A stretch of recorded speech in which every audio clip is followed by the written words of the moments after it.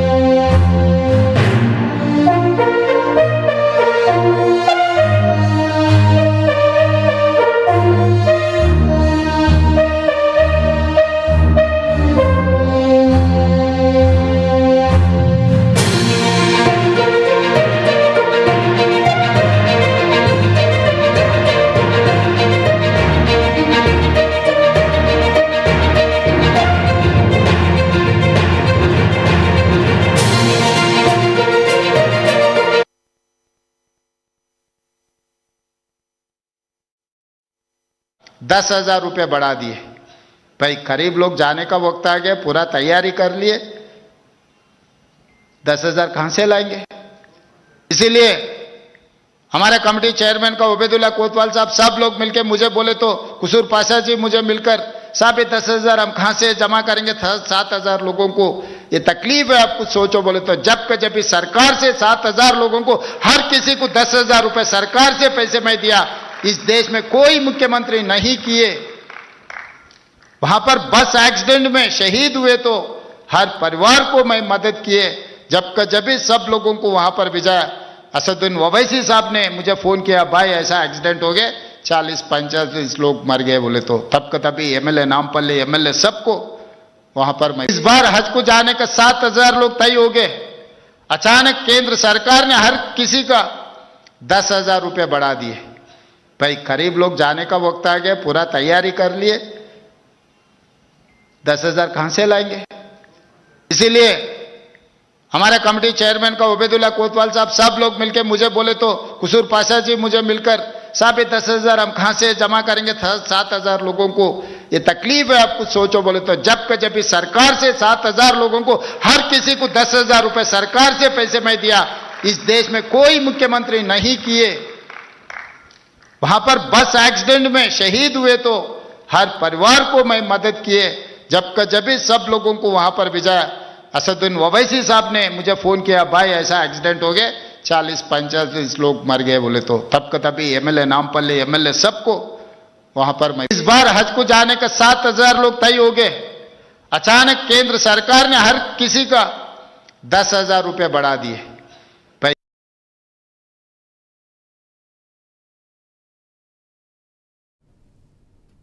జైల్లో ఉన్న మాజీ ఎమ్మెల్యే విరూపాక్షిని మాజీ సీఎం వైఎస్ జగన్మోహన్ రెడ్డి పరామర్శించారు. ములాఖాత్లో విరూపాక్షికి ధైర్యం చెప్పారు. అనంతరం జైలు వద్ద తనను అవమానించేలా వ్యవహరించారు అంటూ జగన్ మండిపడ్డారు. ఇతరులను లోపల కూర్చోపెట్టి ఫోటోలు తీస్తే తనను మాత్రం గ్రిల్ బయట నిలబెట్టి ఫోటో తీయించారంటూ ఆరోపించారు. జైలు సూపరింటెండెంట్ను అడిగితే పైనుంచి ఆదేశాలు వచ్చాయన్నారు. చంద్రబాబు ప్రభుత్వ తీరుపై విమర్శలు చేస్తున్న జగన్ ఎల్లకాలం ఒకే ప్రభుత్వం ఉండదు అని ఇప్పుడు వేస్తున్న తప్పుడు విత్తనాలు భవిష్యత్తులో విషవృక్షాలుగా మారి తిరిగి చుట్టుకుంటాయంటూ ఆయన హెచ్చరించారు.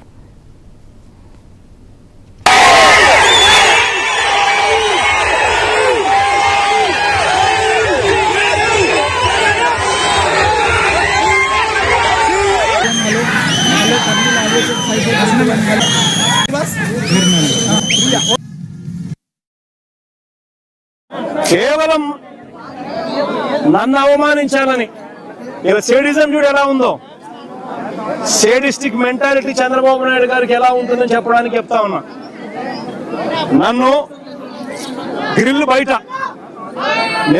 నిలబెట్టించి గ్రిల్ బయటనే ఫోటో ఇలా తీస్తున్నారు. నేను అడిగినా ఇది మామూలుగా అందరికి ఇదే మాదిరిగానే తీస్తారా అని. ఎందుకనంటే మా ప్రభుత్వ హయాంలో రిఫార్మ్స్ తీసుకొచ్చినాం. పీపుల్ ఫ్రెండ్లీ పోలీస్ స్టేషన్ ఏర్పాటు చేసినాం. పోలీస్ స్టేషన్కి ఎవడైనా వచ్చినా కంప్లైంట్ ఇవ్వడానికైనా కానీ ఇంకొకటికైనా కూడా కూర్చోబెట్టి కర్టసీ ఎక్స్టెండ్ చేసి చిక్కటి చిరునవ్వుతోనే కంప్లైంట్ తీసుకునే వ్యవస్థను మేము తీసుకొచ్చినాం.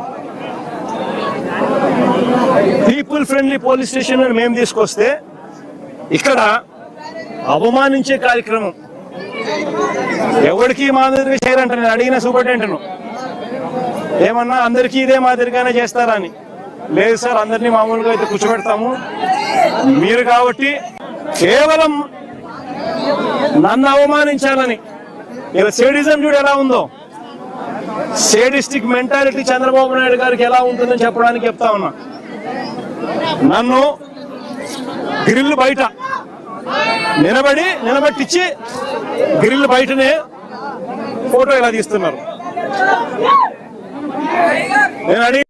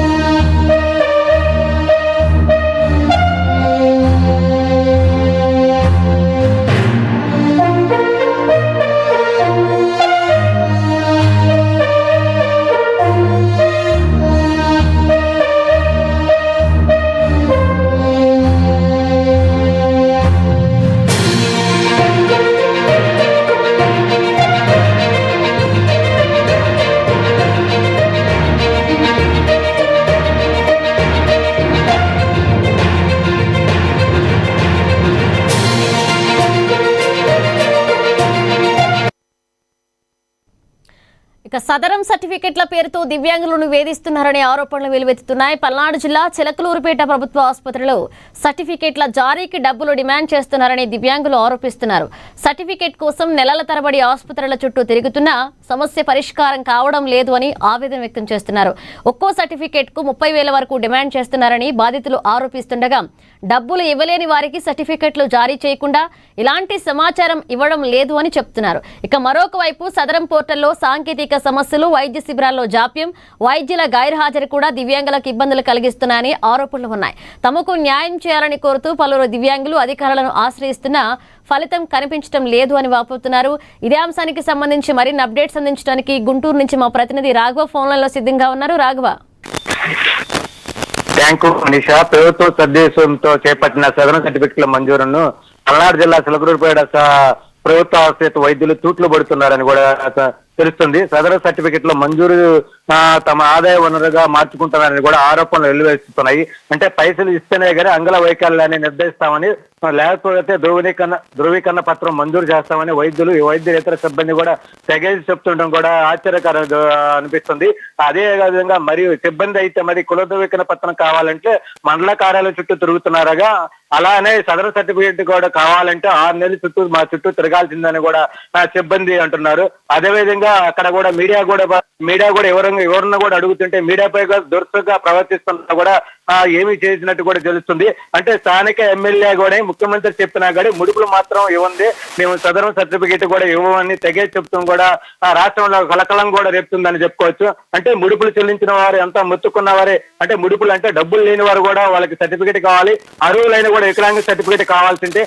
మా దగ్గర డబ్బులు లేవని కూడా అంతా బచ్చంలన్నా సరే పెద్ద మనసుతో ఆదుకోవాలనే ప్రాధాన్యపడుతున్నా సరే వాళ్ళ మనసు కూడా కరగటం లేదని కూడా కొన్ని చోట్ల అయితే ఈ వ్యవహారంలో కూడా బహిరంగంగానే బేరసారాలు, అంటే మధ్యవర్తితో బహిరంగంగా బేరసారాలు జరుపుతుంటే మరి కొన్ని చోట్ల కింద చాప కింద నీరులుగా వైద్యులు వారి కింద పనిచేసే సిబ్బందితో తమ జేబులు నింపుకుంటున్న కూడా ఆరోపణలు కూడా వెల్లువస్తున్నాయి. అదేవిధంగా గుంటూరు జిల్లాలో పలు ఆసుపత్రులు కూడా నెలలు గడుస్తున్నా తమకి సదరన్ సర్టిఫికెట్లు మంజూరు కావడం లేదని కూడా ఎంతో మంది ప్రజలు కూడా ఆరోపణలు వెల్లువెత్తుతున్నాయి.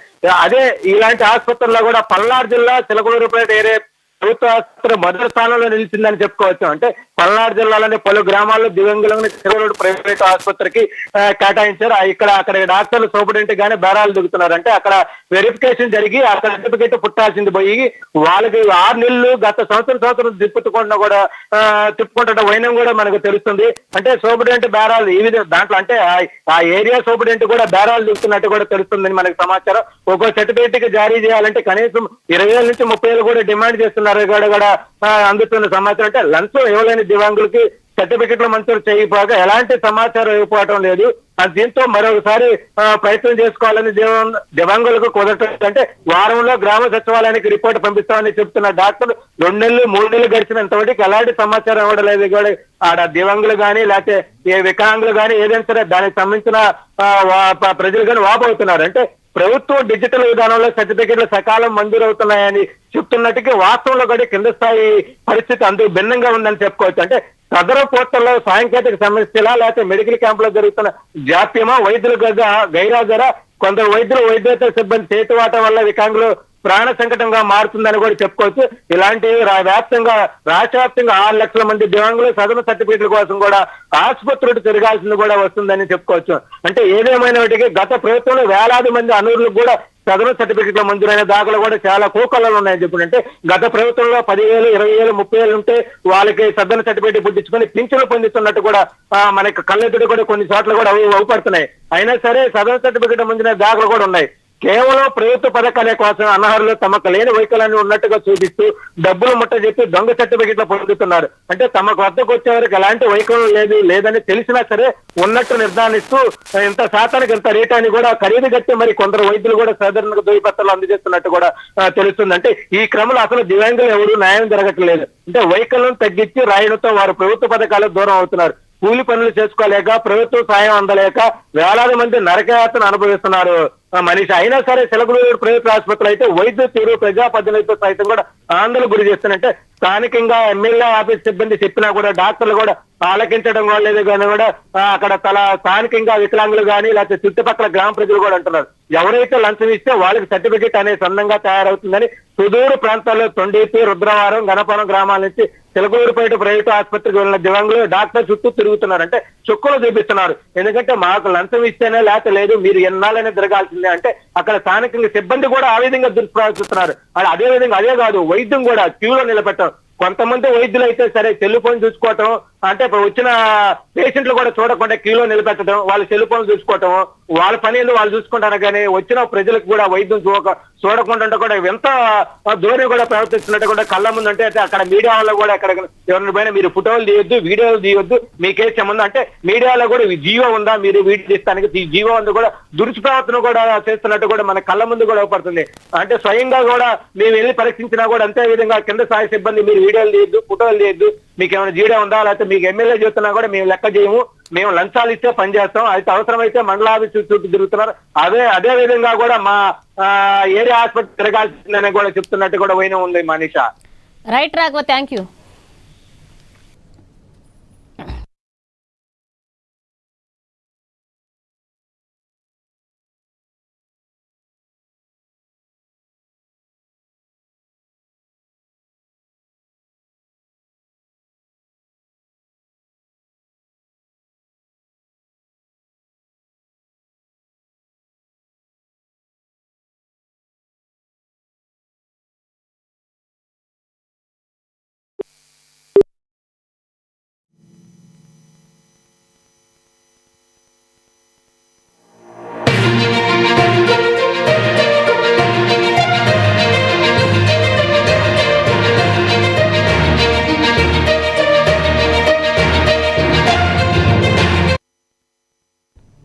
ఇక ఓటరు జాబితాపై నటుడు ప్రకాష్ రాజ్ మరొకసారి సంచలన వ్యాఖ్యలు చేశారు. కొత్త ఓటర్ ఐడి కోసం తాను ఫామ్ 6 దరఖాస్తు చేసుకోవాల్సి వచ్చిందన్నారు. నేను సెలబ్రిటీని కావచ్చు, కానీ ముందుగా ఓ పౌరుడిని, ప్రతి పౌరుడితో నాకు సమాన హక్కులున్నాయంటూ కూడా ఆయన కామెంట్ చేశారు. ఓటు హక్కు కోసం ప్రజలు క్యూలో నిలబడి వేసుకోవాల్సిన పరిస్థితి ఎదుర్కొచ్చిందంటూ కూడా ప్రశ్నించిన ఆయన ఇదేం రాజకీయం, ఇదేం ఎజెండా అంటూ అధికారులను నిలదీశారు. తనకు అధికారులు ఫోన్ చేసి పొరపాటు జరిగిందని చెప్పారని, దాన్ని సరిదిద్దుతామని హామీ ఇచ్చారంటూ ప్రకాష్ రాజ్ తెలిపారు. కాల్ రికార్డులు కూడా తన వద్ద ఉన్నాయంటూ కూడా సంచలన వ్యాఖ్యలు చేశారు. All the call records. Few questions to the Election Commission of Karnataka. Isn't it true that you had put it on your website that my voter ID is permanently shifted, that means deleted, that I have to fill Form 6 and apply for a new voter ID? And once I raised the issues and when it reached millions, within hours, isn't it true that you officials called me and said there has been a mistake, we will correct it? And you also requested me to put it on social media, you are correcting it. I have all the call records.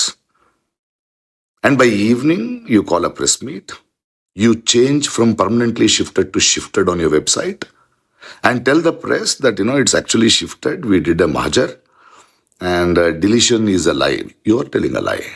You have told a lie.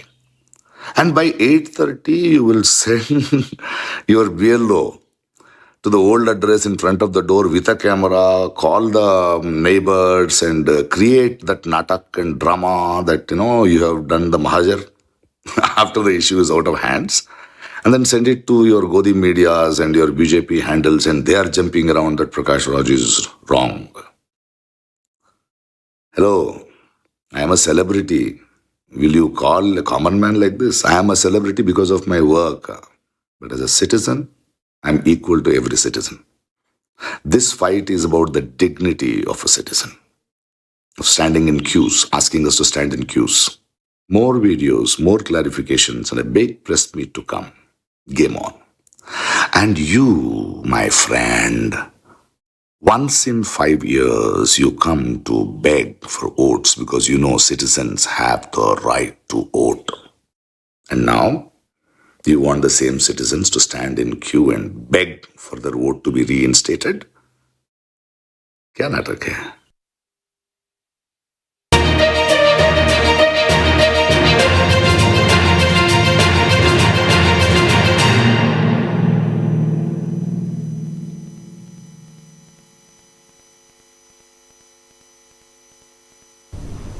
Junior NTR అభిమానులకు good news. భుజం surgery కోసం హైదరాబాద్ సికింద్రాబాద్ లోని కిమ్స్ హాస్పిటల్లో చేరిన ఎన్టీఆర్ ఇవాళ discharge అయ్యారు.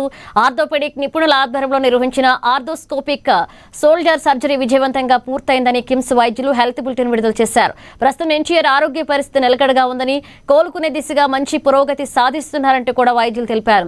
Discharge సందర్భంగా డాక్టర్లతో కలిసి ఎన్టీఆర్ దిగిన ఫోటోను ఆయన టీం విడుదల చేసింది. అయితే 3 నెలల పాటు ఎన్టీఆర్ విశ్రాంతి తీసుకుంటూ ఫిజియోథెరపీని కొనసాగించనున్నారు. ఈ సందర్భంగా త్వరగా కోలుకోవాలని అభిమానులు ఆకాంక్షిస్తున్నారు.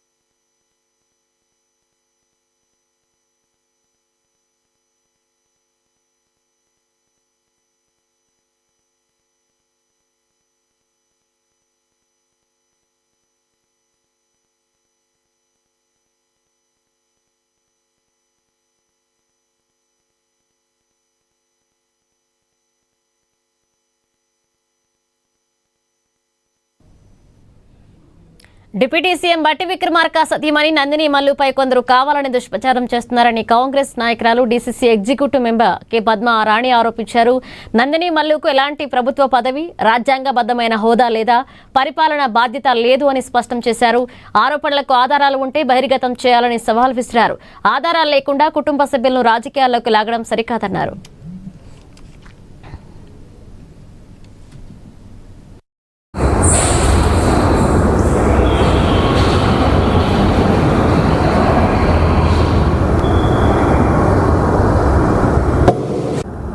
నందిని మేడం గారు ఏ విధమైన పార్టీ పొజిషన్లో కానీ, ఒక గవర్నమెంట్ హోదాలో కానీ, ఒక కాన్స్టిట్యూషన్ పొజిషన్లో కానీ, ఒక మంత్రి పదవులో కానీ ఎక్కడైనా ఉన్నారా? ఆమెకి ఏ విధమైన యాక్సెస్ ఉందా దీనికి? ఇది ఈ మధ్య కాలంలో అంతా డిజిటల్ మోడ్లో పేమెంట్స్ జరుగుతున్నాయి. ఏ పేమెంట్ అయినా సరే కంప్యూటర్ ద్వారా, డిజిటల్ కీ ద్వారానే జరిగేది. ఉన్నాము మేము సూటిగా టీఆర్ఎస్ వారికి మేము చెప్పడం ఏంటంటే, ఆవిడ 2020లో రిటైర్మెంట్ అయింది. పాత బకాయిలు మీరు ఇవ్వకుండా మా ప్రభుత్వము కొన్ని రిలీజ్ చేస్తూ ముందుకు పోతూ ఉంది. కానీ గతంలో కూడా సర్పంచ్ బిల్లులు కూడా రేవంత్ రెడ్డి గారు ఇక్కడ రిలీజ్ చేసుకుంటూ వెళ్ళారు. కానీ నేను చెప్పడం ఏంటంటే, ప్రభుత్వం నందిని మేడం గారు ఏ విధమైన పార్టీ పొజిషన్లో కానీ, ఒక గవర్నమెంట్ హోదాలో కానీ, ఒక కాన్స్టిట్యూషన్ పొజిషన్లో కానీ. ప్రధాని మోదీ పిలుపు మేరకు దేశభక్తిని చాటేలాగా హైదరాబాద్ లో హర్ ఘర్ తిరంగా కార్యక్రమాన్ని నిర్వహించారు. హబ్సిగూడ చౌరస్తాలో జాతీయ జెండాల ప్రదర్శనతో పాటు భారీ ర్యాలీ చేపట్టారు. అబ్దుల్లాపూర్మెట్ జిల్లా ఓబీసీ మోర్చా నాయకుల ఆధ్వర్యంలో రఘుపతి గౌడ్ నాయకత్వంలో జరిగిన ఈ కార్యక్రమంలో పలువురు పాల్గొన్నారు. ప్రతి ఇంటిపై జాతీయ జెండాను ఎగరవేసి దేశభక్తిని చాటాలి అని నిర్వాహకులు పిలుపునిచ్చారు.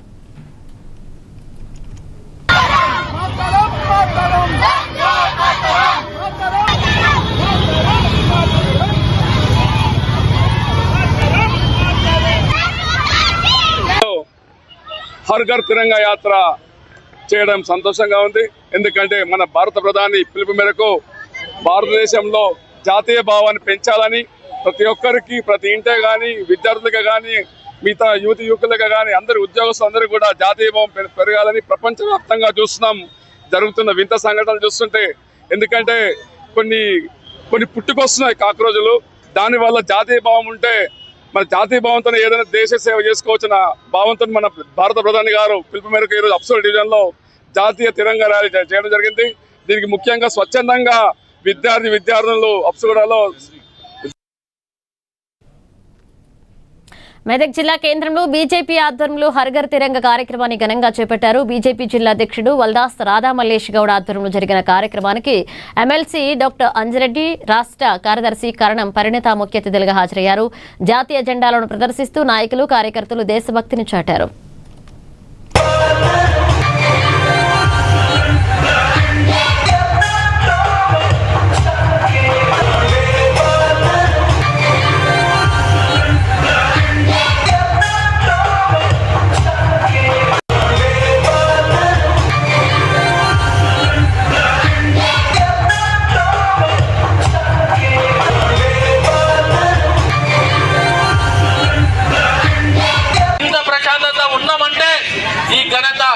గతంలో త్యాగాల మూర్తినే ఈ ఘనత తెలియజేస్తా ఉన్నాను.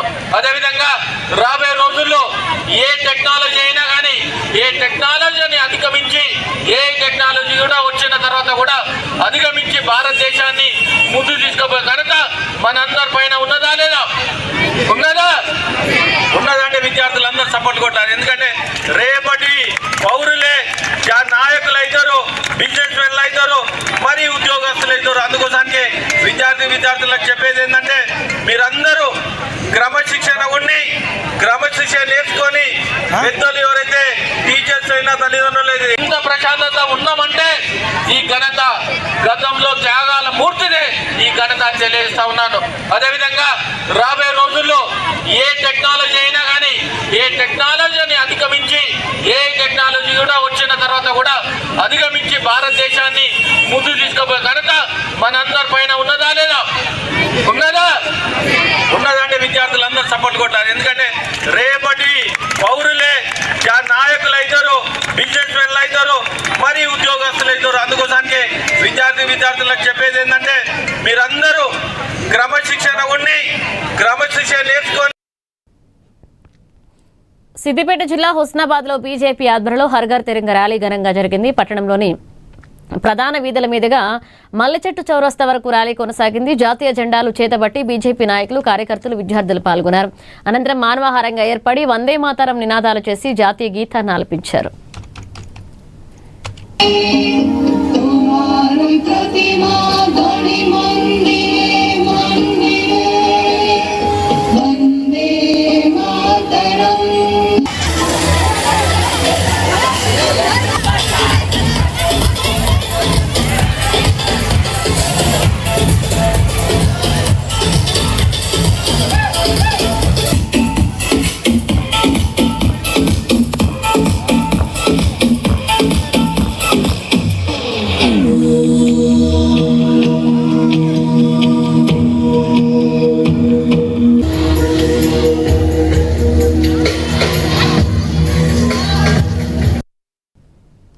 తిరుపతి జిల్లా రైల్వే కోడూరులో హర్ఘర్ తిరంగ కార్యక్రమం అట్టహాసంగా జరిగింది. జిల్లా ఇన్ఛార్జ్ చిన్నిరెడ్డి గోవర్ధన్ రెడ్డి నేతృత్వంలో జరిగిన ఈ కార్యక్రమంలో బీజేపీ, టీడీపీ నాయకులు, కార్యకర్తలు, విద్యార్థులు పాల్గొన్నారు. జాతీయ జెండాలను చేతబూనిన విద్యార్థులు, నాయకులు దేశభక్తి నినాదాలతో రైల్వే కోడూరు పట్టణ వీధుల్లో ర్యాలీ నిర్వహించారు. కార్యక్రమానికి టీడీపీ రైల్వే కోడూరు ఇన్ఛార్జ్ రూపానందరెడ్డి హాజరై మద్దతు తెలిపారు. ప్రతి ఇంటా జాతీయ జెండా ఎగరవేసేలాగా ప్రజల్లో దేశభక్తి, జాతీయ సమైక్యతపై అవగాహన కల్పించడమే కార్యక్రమ లక్ష్యమని నిర్వాహకులు తెలిపారు.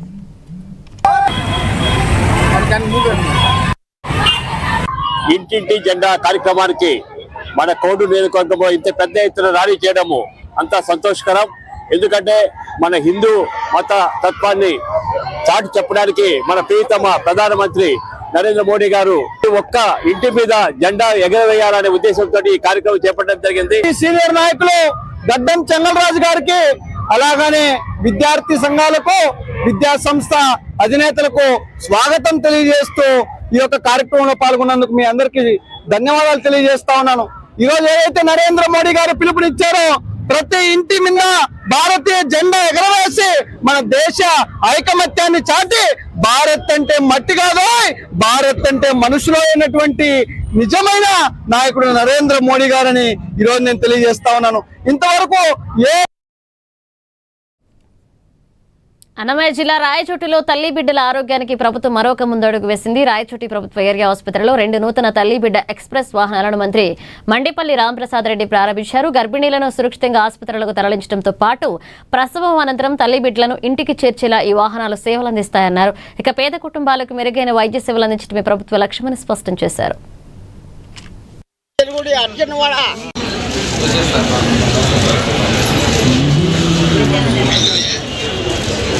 సర్దుకోండి మా మీరు మేడం, మీరు సర్దుకోండి.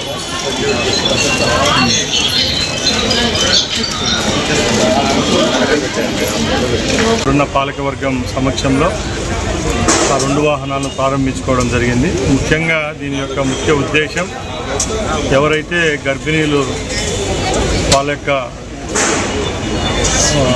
ఏదైతే డెలివరీ తర్వాత వాళ్ళ ఇళ్లకు సురక్షితంగా చేర్చే బాధ్యత ప్రభుత్వం తీసుకుంటూ ఇలాంటి మంచి పథకాన్ని ప్రారంభించడం జరిగింది.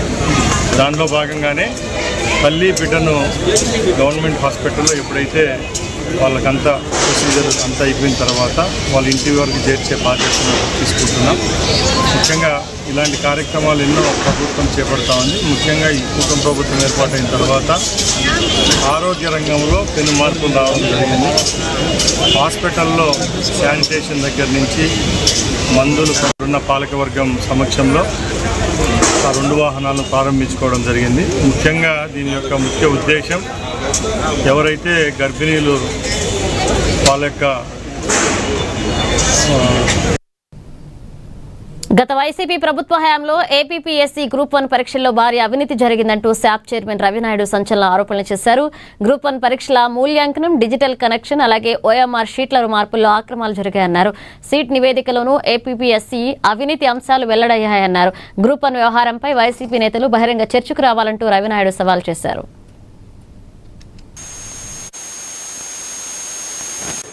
దేనికిరా స్టార్ట్ అయిందని చూస్తే నిన్న తెలిసింది ఏంటంటే సిట్టు నివేదికలో స్పష్టంగా, ఎందుకంటే జడ్జి గారు అక్కడ జ్యుడిషియల్ ముందనే ఇవన్నీ జరిగినాయి, జ్యుడిషియల్ అండర్లో జరిగింది కాబట్టి దీన్ని మనం రేపు మ్యానిపులేట్ చేయలేము అని చెప్పి డిఎస్సి ఇష్యూని సంవత్సరం తర్వాత మొదలుపెట్టి డిఎస్సిలో ఏదో జరిగిందని ముందు తెచ్చేస్తే గ్రూప్ 1లో జరిగిన భాగోతం బయటపడదనే ఉద్దేశంతో మొదలుపెట్టాడనేది నిన్న స్పష్టంగా తెలిసిపోయింది. సిట్ రిపోర్ట్తో ఏపీపీఎస్సీ గ్రూప్ 1కి సంబంధించి నిన్న ఏదైతే సిట్ రిపోర్ట్ ఉందో దాన్ని చూసిన తర్వాత స్పష్టంగా అర్థమైంది డిఎస్సి ఎందుకు ఇంత రాద్ధాంతం చేశారంటే గత ప్రభుత్వంలో ఆయన హయాంలో ఆయన ఏపీపీఎస్సిని కుంభకోణంగా అధికారుల నియామకాన్ని.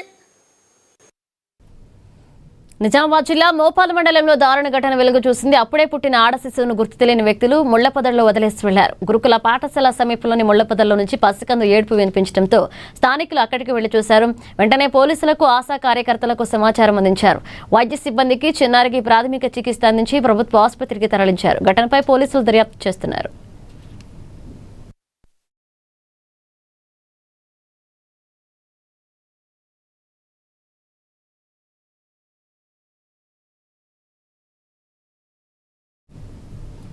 నిజామాబాద్ జిల్లా ఆర్మూర్ సమీపంలో 44వ జాతీయ రహదారిపై ఘోర రోడ్డు ప్రమాదం జరిగింది. మహారాష్ట్ర నుంచి హైదరాబాద్ వెళ్తున్న ప్రైవేట్ బస్సు టైర్ పంచర్ కావడంతో రోడ్డుపై నిలిపివేశారు.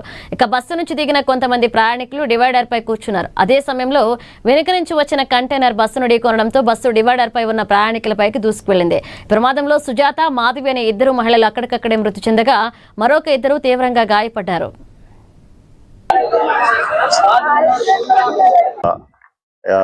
Heavy vehicle container Gujarat vehicle వచ్చి ఒక ముందు ఉన్న ఆగి ఉన్న వెహికల్ బ్రేక్ డౌన్ అయిన వెహికల్ హిట్ చేయడం వల్ల కొంతమంది ప్రాణాలు పోయినాయి. అందుకు క్షతగాత్రులను హాస్పిటల్కి NH44 పైన గోవిందపేట బ్రిడ్జి దగ్గర కిన్వట్ నుంచి గరుడ ట్రావెల్స్ బస్సులో భక్తులు హైదరాబాద్కు వెళ్తుండగా బ్రిడ్జి పైన, గోవిందపేట బ్రిడ్జి పైన వెనక నుంచి కంటైనర్ అతివేగంగా అజాగ్రత్తగా గుజరాత్ కంటైనర్ హిట్ చేయటం వల్ల డివైడర్ పక్కన కూర్చున్న 2 మహిళలు అక్కడికక్కడే చనిపోయారు. అందులో వారిని హాస్పిటల్కి షిఫ్ట్ చేయడం జరిగింది. ఇంకో దర్యాప్తు చేయడం జరుగుతుంది. కంటైనర్ డ్రైవర్ మీద కేసు నమోదు చేయడం జరుగుతుంది. సిద్దిపేట జిల్లా కోహెడ మండలం అరేపల్లి గ్రామంలో దుండుగులు ట్రాన్స్ఫార్మర్ను ధ్వంసం చేసి కాపర్ వైర్ నెత్తికెళ్లారు. వ్యవసాయ బావి సమీపంలోని 25 kV ట్రాన్స్ఫార్మర్లు ధ్వంసం చేసిన దుండుగులు సుమారు 50,000 విలువైన కాపర్ వైర్ను చోరీ చేశారు. మారుమూల ప్రాంతాల్లో ట్రాన్స్ఫార్మర్ల చోరీలు తరచూ జరుగుతున్నాయంటూ రైతులు ఆవేదన వ్యక్తం చేస్తున్నారు.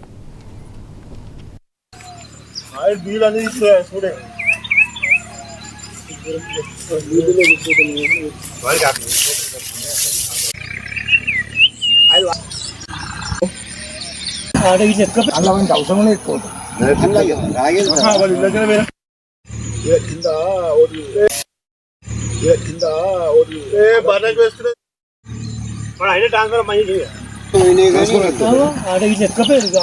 అన్ని ఎత్తుకపోరు అలా అవసరం ఎక్కువ. ఇవి బులెటిన్ అప్డేట్స్. Keep watching.